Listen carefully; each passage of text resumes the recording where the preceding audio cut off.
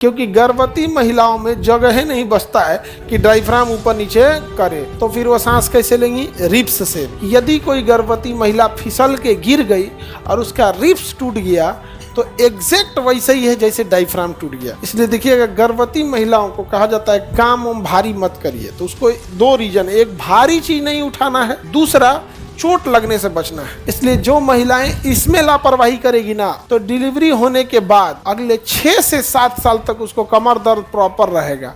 आटा आसान की उठेगी, रोटी बना के ईंट के एकदम बाप बाप कमर दुखा रहा है यहाँ पे, तर तर तर बोलेगा। 6 साल पूरा हुआ नहीं कि एगो और हो जाएगा।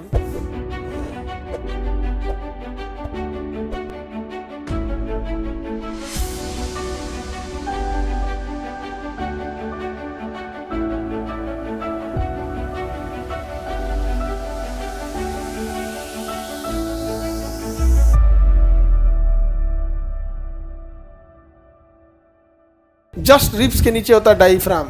गर्भवती महिलाओं में डायफ्राम एक्टिव नहीं हो पाता है, क्योंकि गर्भवती महिलाओं में जगह ही नहीं बचता है कि डायफ्राम ऊपर नीचे करे। तो फिर वो सांस कैसे लेंगी? रिब्स से। रिब्स से सांस लेती है। डायफ्राम किस पे जोर लगा देता है? रिब्स पे। रिब्स पे जोर लगाएगा डायफ्राम, तो रिब्स पचकेगा तो इसको क्या करेगा? बाहर सांस निकलेगा। यही रीजन है कि यदि कोई गर्भवती महिला फिसल के गिर गई और उसका रिब्स टूट गया तो एग्जैक्ट वैसे ही है जैसे डायफ्राम टूट गया।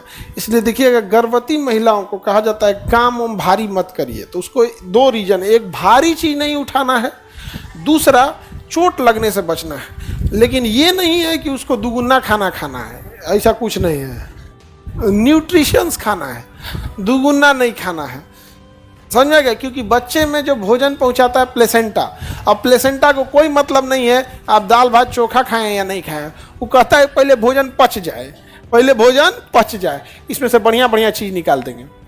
तो जितना बढ़िया चीज़ है, आयरन वगैरह सबसे पहले ले लेता है, आयरन और कैल्शियम सबसे पहले लेता है। इसलिए जो महिलाएं इसमें लापरवाही करेगी ना, आयरन में और कैल्शियम में अगर लापरवाही कर दी, तो डिलीवरी होने के बाद अगले 6 से 7 साल तक उसको कमर दर्द प्रॉपर रहेगा।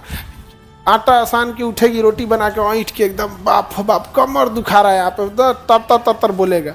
ये बहनी तो बायोलॉजी में ध्यान है ना दी, आयरन और कैल्शियम की क्या था? कमी था। अब उसको पूरे नहीं किए तो क्या करिएगा यहाँ? और 6 साल तक उसको क्या रहेगा? कमर दर्द। 6 साल पूरा हुआ नहीं कि एगो और हो जाएगा। नहीं जान आ गया? और अगर लड़का नहीं हुआ, 2 लड़की हुई तो तीसरा का तो फिक्स है। भारत में जनसंख्या बढ़ने का एक बड़ा कारण ये भी है कि बेटा का बाद में होना। यदि किसी को 2 बेटा हो गया ना तो ठीक है, नहीं समझ में आ गया। लेकिन अगर किसी को बेटा नहीं है तो उसके लिए कम से कम तब तक जब तक बेटा ना हो जाए।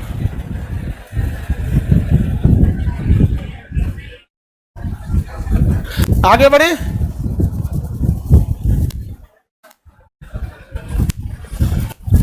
अरे बाबू, मूंगफली वगैरह में भी अच्छा खासा मात्रा में आपके फैट होता है, कैल्शियम होता है।